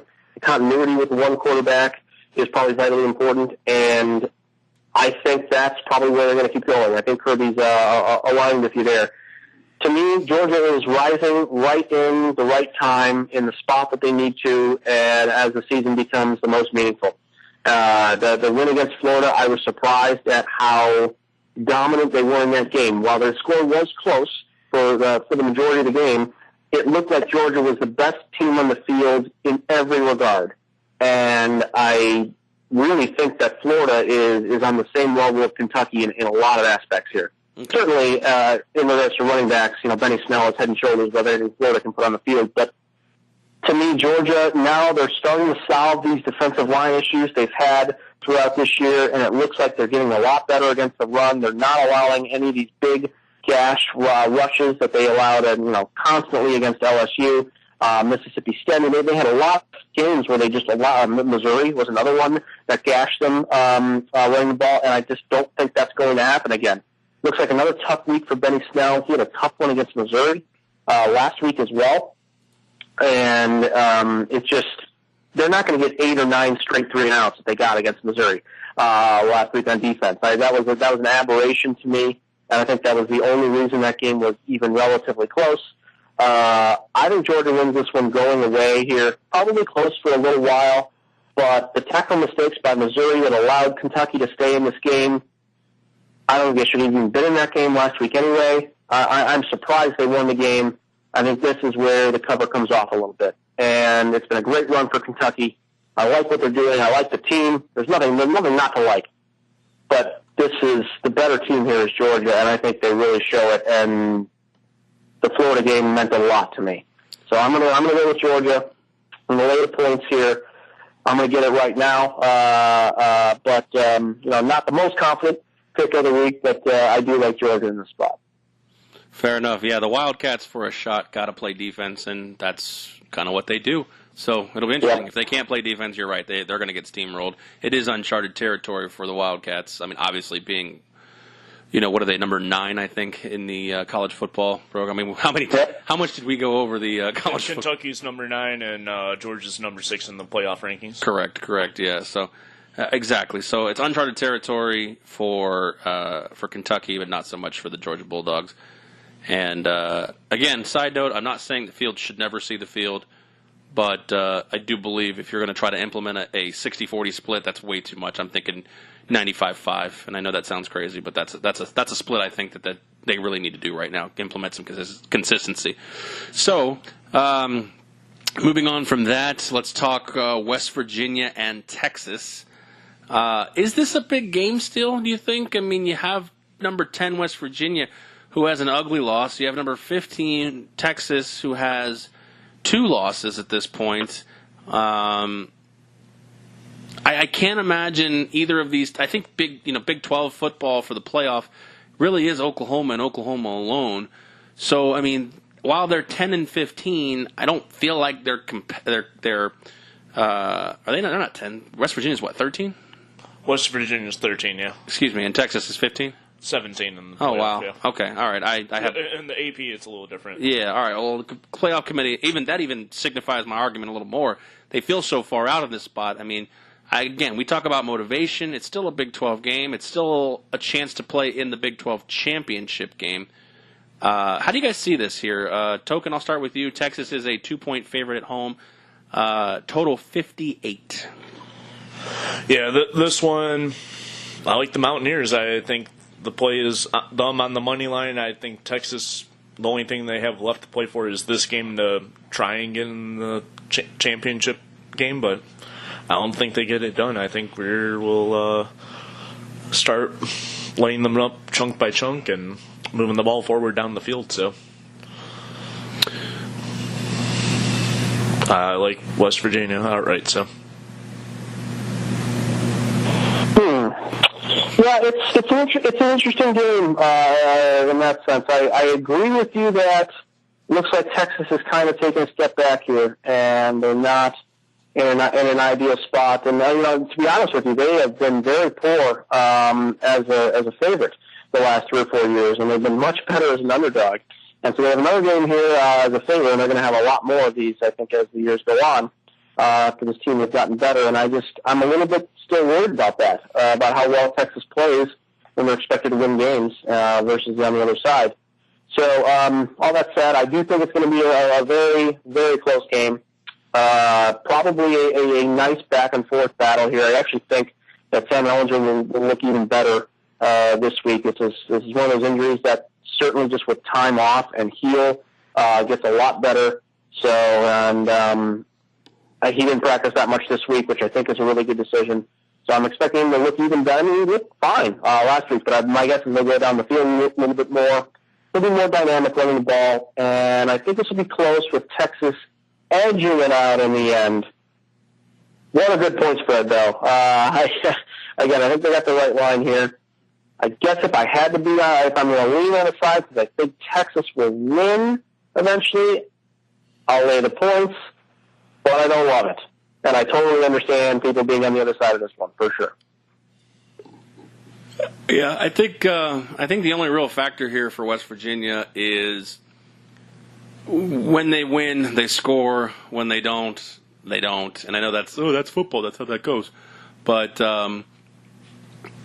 they basically, they look great against Baylor. They look great against teams that have little to no defense, and then somebody puts a pillow in front of them and they get a little stuffed. Texas, basically what I'm reading here is that Tom Herman is going to look to implement the run game a little more to take some pressure off of Ehlinger, or at least maybe even open up some more opportunities for Ehlinger. Running the ball obviously keeps West Virginia's offense off the field if they're effective. So what I think is if Texas is effective at running the ball like Tom Herman would like to do, that bodes well for Texas all day. And I believe that even the -2, that should be an easy cover, an easy win for Texas. I think Texas is the better total team. West Virginia is the better offense. I'll always take a defense in a spot that's better, and they're at home. And so I actually like Texas as well. They're currently, I just refreshed the odds, they are 1.5, so even better. So I will take Texas -1.5, and I will bet this. Nice. All right, let's move on to another game. We'll talk about Penn State and Michigan here. We've got Michigan is a 12-point favorite at home. Do you classify this? I'll just pose this up to either of you. Token, I'll let you go first. Do you classify this as a big game for Jim Harbaugh? Because remember, we know Jim Harbaugh's record in the big games, and obviously this game will not be labeled as big as the one that's coming up here very, very shortly. But Penn State is still a force to be reckoned with as far as they are a quality opponent in this spot. What do you classify this as? A big game, or is this a game that let me just I'm not even going to box you in. What do you classify this as? I classify it as a big game that leads up to an even bigger game. Cool. Okay. Yeah, I think Harbaugh. Well, now is this the big game he overlooks to get to the bigger game? It could be, but I don't know. I mean, it's at home. Crowd's going to be amped up and all that. But give me the Nittany Lions plus 12. I think they can hang tight against Michigan, and I think Michigan gets the job done, but only by about a full touchdown. So I think it'll be closer than people anticipate, and should be a good game to watch, though. Tony? I'm on the token side of things here. I already have the wager in at Penn State getting 10.5 here. This looks like exactly what he just said. Really nice spot for Penn State. This is what I'm kind of viewing it as their savior game left. You know, they've lost a lot of stuff this season in regards to they have no chance at the championship, no chance at any sort of hardware at the end for McSorley. And I really think this is the one where they can not only put themselves in a much better spot going forward for a high-quality bowl game and just finishing off the season really well, but I think they understand they can play definite spoiler here. That Michigan is this team on the rise. Everyone's just expecting to have the big showdown against Ohio State, and they can end all of this right now. And I think that's really where their head's at. No one is really giving them much of a chance, it seems like, in this game. And Michigan's played so well recently, and they keep beating good teams by double digits, and that's not going to happen in this game.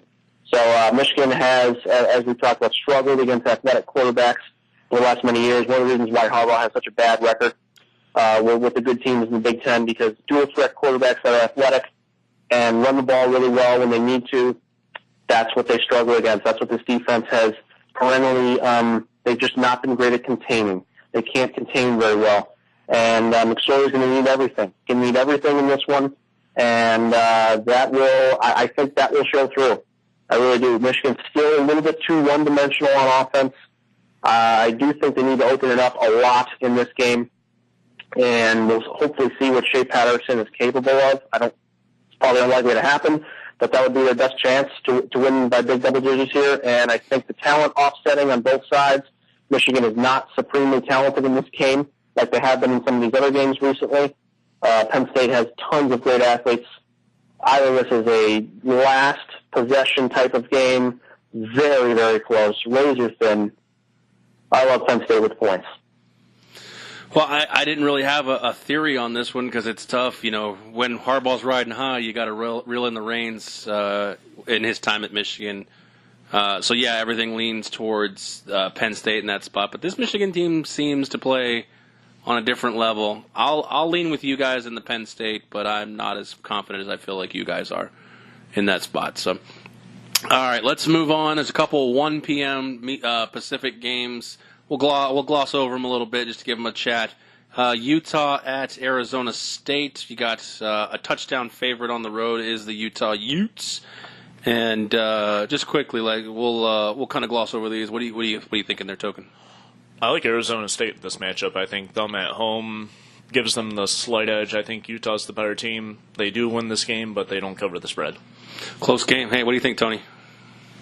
Utah immensely great on both sides of the ball. One of the few things I think I've been right on this part of the country, conference-wise. I think they're clearly the best team in the conference. I lean Utah. No bet yet, though. Gotcha. And then we also have the Florida Gators. They are at home after that disappointing loss in the cocktail party. They get the Mizzou Tigers. Line is 6 in favor of the Gators. Total is 57.5. At this point, 70% of the action is coming up on Florida.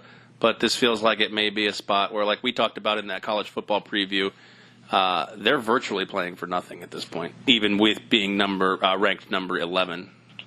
Yeah, you're right about that. I like Missouri in this spot. I even lean towards them to win it outright.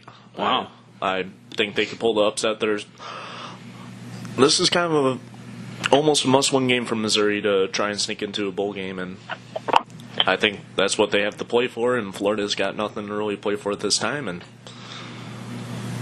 Missouri with the cover and sprinkle a little on the money line. That's a good thought process with Missouri playing a little more hungrier at this point. I can't say what's going on in the locker room with Dan Mullen, Tony, and having to remotivate this team, but it feels like they're in a bowl and Missouri's not, so it feels like a hungry Tiger team, no pun intended, would come in here and maybe have a little bit more to play for. Eat some gator meat. 100% agree. 100% agree with that sentiment. This line looks weird, kind of smells bad a little bit. You'd expect Florida to just be a much bigger favorite here against a winless team they're facing in conference, but that's exactly why it looks bad and smells bad. I think Missouri can play right on par with these guys. Love getting the 6 points. I think Florida was exposed a little bit on a couple of different sides of the ball last week, and I think Missouri definitely has a chance to win. Not sure they're going to, but love the 6 here, and I'll be on Missouri. All right, let's move on. 4 p.m. games. Only one of great merit. We are running thin on podcast time here, and we're running thin on Tony Johnson time as well. Let's talk about Northwestern hosting Notre Dame. I know, Tony, you were talking about this even a few weeks ago as a look ahead, as a spot where you already believe Notre Dame's a fraud, and this might be a spot where that exposure happens. 10 points right now. Yeah, 10 points. It's a weird game. Unfortunately, I've liked a few other fraudulent sort of games that I really expected them to be fully exposed. Northwestern, unfortunately, doesn't really seem to pose the same risk that some of these other teams have. They have a freshman running the ball right now who looked good in his last game, but it's still kind of every rush is a new experience for him. And I'm just not in love with Northwestern here. I'm not in love with Notre Dame either. This is a clear stay away from game. I don't have a clue in this one. I wish I could sort of get on a side and lean in a specific spot. I honestly have no idea. I think it's a great spread of what there is. The total, I don't really know much. Notre Dame looks subpar in a lot of spots, but Northwestern's just a team that really can't. I don't think they can play at a high level offensively at this point against a relatively decent defense, and I'm just not sure how many points they can score in this one. So I do think Notre Dame's going to get through this game with a win. They're going to have some other games down the stretch here that might actually look more difficult than they seem to on paper right now. I just don't think Northwestern's the team to do it. So, no lean here. I think Notre Dame will win the game, though. Fair enough. All right, I know we're short on Tony Johnson time, so let's skip ahead to obviously the elephant in the room, no pun intended for the Crimson Tide, and then nice. And then Token Tony, you and I will double back on some games before we wrap up the podcast, and that is Bama and LSU 1 versus 3, SEC West versus SEC West. You have Ed Orgeron and the LSU Tigers, and he's going to face Nick Saban, and that was bad, wasn't it? That was bad. And the Alabama. It was horribly good. And the Alabama Crimson Tide. We talked about this in the College Football Podcast. This is the Super Bowl for the Louisiana State University Tigers. Token. It is. Yeah, you're definitely right about that, Aaron. So right now we've got 14.5 current live line, total 53.5 as well. 8-0, 7-1. In the Bayou, which is always tough, but Alabama is just, they're on a different level. And I hate to use this expression because they would get throttled, but could they beat the Raiders right now? I think they would have a shot. I mean, I don't think they... I think they cover 24 points. I think they could lose the game by about a touchdown maybe, but I don't know. They're just college football obviously has always been, Tony, you've got 1 or 2 or 4 or 5 NFL caliber players versus the notion of 53 caliber players. But Alabama, from position 1 to position 22 and on special teams, just is absolute stud after stud in the depth chart. I think Gruden would prefer the team of Alabama. Gruden might take what's going on in Tuscaloosa over what he's doing. He might. Yeah. How great is that? I love it. He actually might. But, this is a big one. LSU Super Bowl, as we talked about. Alabama, obviously, a must win, of course, for them to move forward here. Again, they might be able to sneak in still with a loss, but no guarantees there. So I know they'll be fully on board with this one. I don't have a pick in this game because I think, as you guys correctly said, Alabama's head and shoulders seemingly above everybody else. And them winning by 28 points here would not be a total shock because they've been rolling everybody this year. However, LSU has played great in nearly every game they've been in. They're not scared of anyone. I like how they're comprised as a team. I think they can attack Alabama in certain spots. So I'm sort of staying away from the point spread. My lean here, I haven't bet it yet, but I'm close, is actually under 53.5. Or even maybe under 28 or 28.5 in the first half. I think this game is really on such another level right now. I think both teams will come out a little bit flat. We'll actually see Tua not be 100% himself here. I don't think they'll air it out and be on point early on, especially. And I think this one will be close and low scoring for a long time. So we could take, in a long time, maybe a quarter and a half, or could be 3/4. I'm not really sure, but as we know, Alabama can score tons of points very quickly, so I'm not sure if that will or will not happen, but I do like the under in this one. Yeah, I think that's a smart play in my aspect, Tony. Actually, I see a prop bet on William Hill right now. Alabama to shut out LSU. The yes is 10-1. Wow. I think that's actually... That feels like $5. Feels like a little sprinkle on that. I think Alabama will cover this game. I think they just slam the throttle on LSU. They win the game 21-0 with the shutout. 21-0 like the national championship. Oh, I didn't even think about that. Yeah. Didn't they beat LSU? I think in a national title game, 21-0. Interesting. Yeah. I actually have alternatives in this.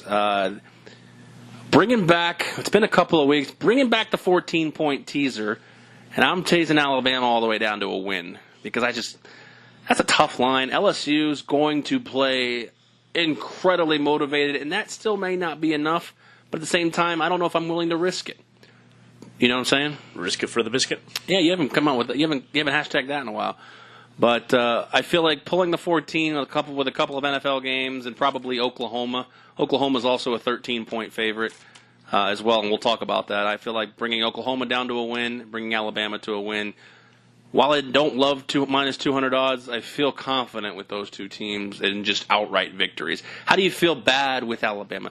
The problem is Alabama does this, though. They look great all year, and they look like the steam engine, and blah, blah, blah, and they are. They're the best team, but then they have these hiccups.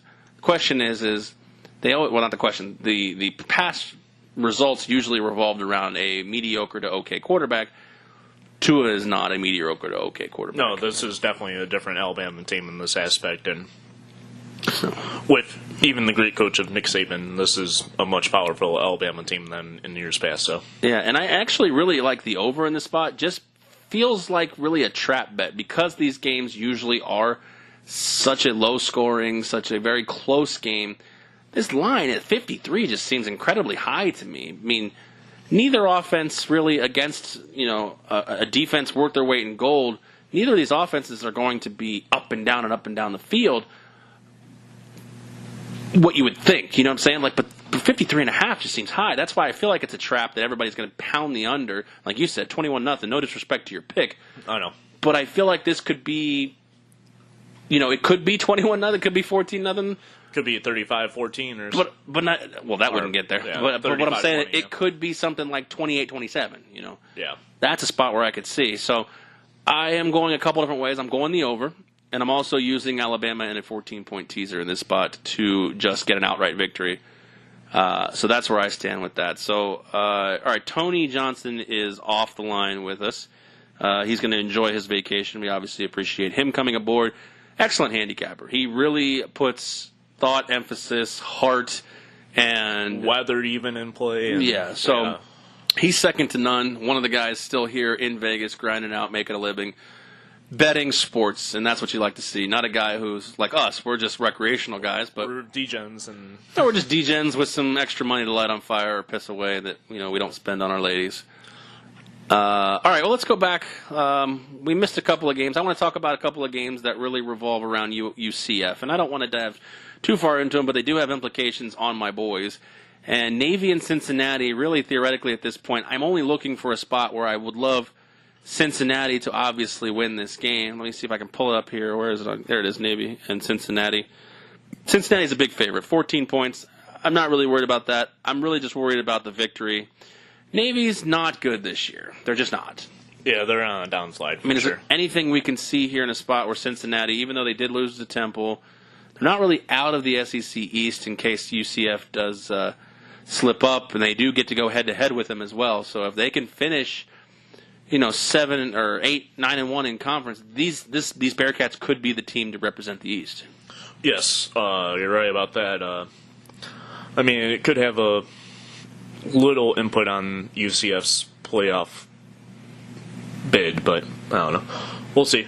Well, if Cincinnati keeps winning, and at the time they play each other, I believe is the 17th of November, so that would make them 8-1. Could be 9-1. Yeah. Realistically, in this spot when they go to play UCF. Mm-hmm. So, not really a play here for me. More so, just kind of looking at the game to see is there a spot where they could get tripped up by Navy. I'm not sure. I don't see it, but I mean, I'm not sure Cincinnati covers the 13.5 either, though. Yeah, fair enough. And then you have Tulane, who has been a little bit of a spoiler. They beat Memphis, kind of teams that had expectations in this in this conference. And then you got USF coming off their first loss. They're out of the rankings. They are a 7-point favorite at home. I think they're angry, maybe, or is this just a kind of a game where could you realistically? I mean, they shouldn't feel bad about being crushed by Houston. No, they definitely shouldn't feel bad about that. I think Houston was the better team.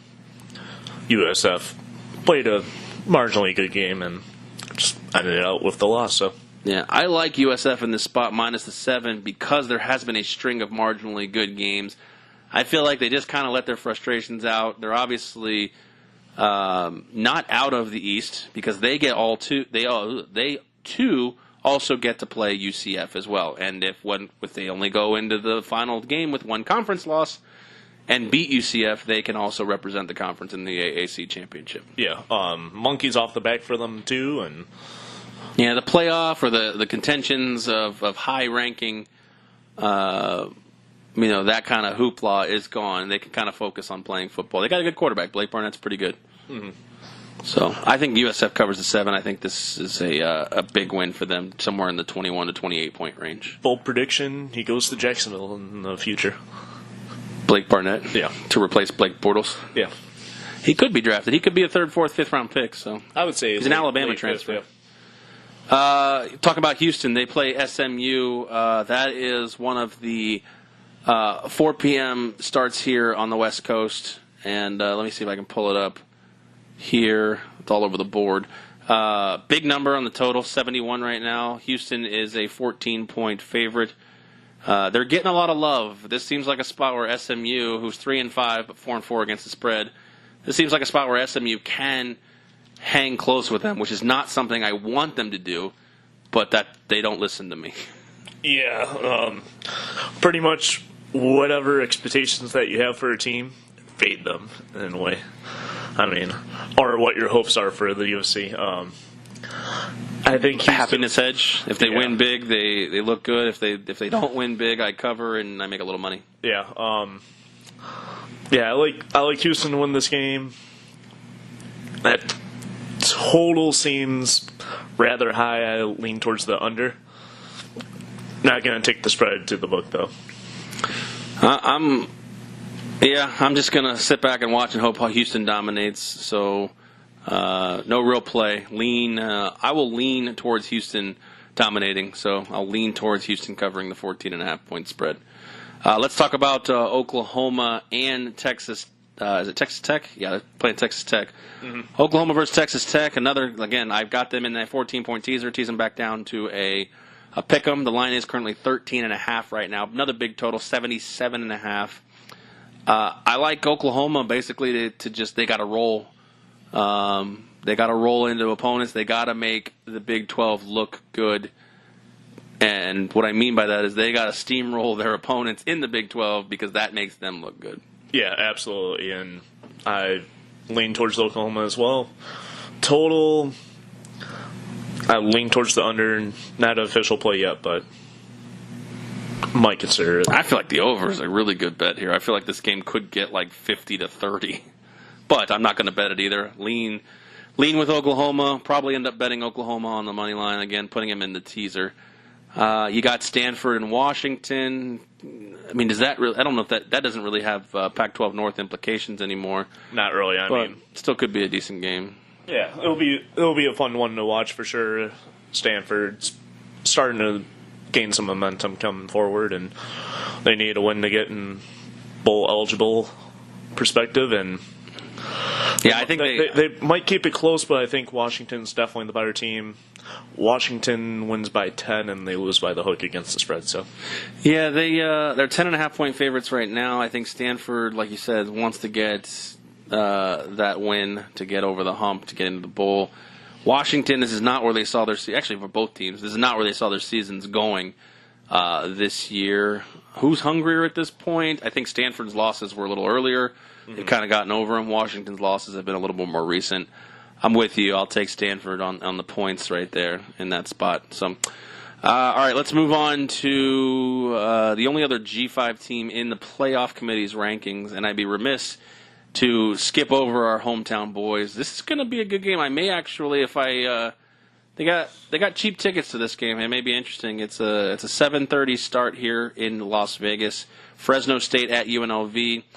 UNLV is only a 26-point dog in this spot. I think they're better than that, but I just can't feel comfortable really laying either side in this spot. Fresno may have the pressures of now being ranked in the top 25, which may, again, like I said, when you feel pressure, it may not be the greatest thing for your team. But at the same time, I could see them winning this game, 50-10. Yeah, shout out to one of my cousins' team. They live up in Fresno, and big followers of the Bulldogs. Bulldogs. Yeah. Yeah, if I didn't have to work, I'd be interested in going. But let's take opposite sides on this just for a friendly wager. I'll take Fresno State in this one. You'll take the 26? Yeah. All right, I'll take UNLV just for fun for $5. All right. All right, cool.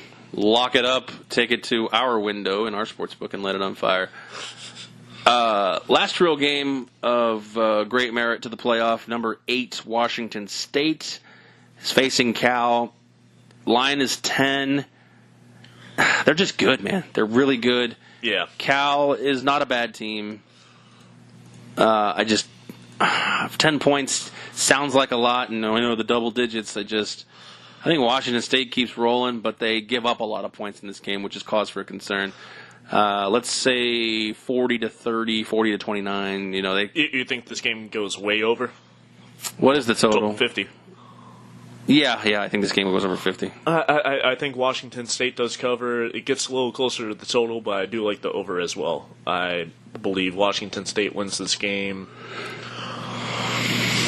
34-20 by about 2 scores. So okay, fair got all right, bold prediction time. We got a lot of games, a lot of implications.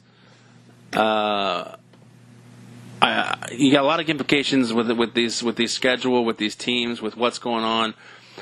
Give the playoff committee something that happened Saturday that makes them start thinking about shaking up. Because notoriously, I looked week 1 of the rankings to week 2 of the rankings. There is virtually, when all teams do win, there is virtually no change, despite the records and scores. Well, this week, there's definitely going to be some change. Well, yeah, I mean, LSU. At least 2 of the top 10 are going to lose because matchups and all that. Well, Bama, do they fall out of the top 4 if they lose to LSU? No. They drop to 3, maybe 4 at worst. And again, we may have a situation where Alabama stays in the playoff and doesn't even play in the SEC championship. Yeah.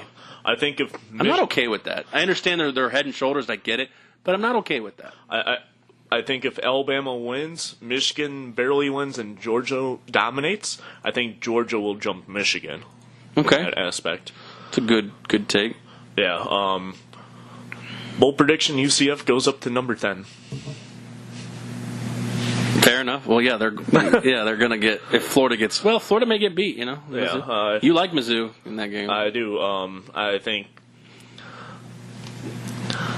another top 10 team might be vulnerable and might drop down a little even with a win. So, all right, fair enough. My bold prediction will be that Oklahoma is going to move into the top 5. I think Penn State, like you said, it's their Super Bowl. They got a shot to beat Jim Harbaugh and the Michigan Wolverines.